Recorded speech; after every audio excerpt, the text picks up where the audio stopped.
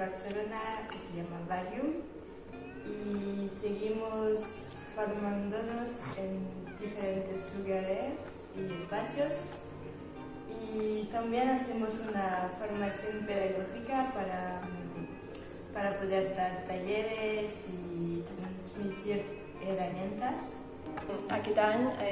que estem una mica més freelance, ens ha sorgit la necessitat de trobar un espai, com aquesta sala d'aquí a Can Verdaguer,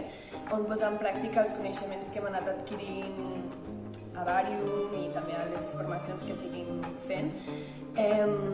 per estar juntes, en col·lectiu i també posar a aflorar els nostres desitjos com a artistes,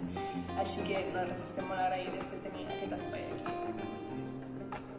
Como proyectos futuros tenemos el deseo de seguir formándonos y desarrollando habilidades y confianza en nuestro propio baile, encontrar nuevas herramientas y desarrollar nuestra capacidad a poder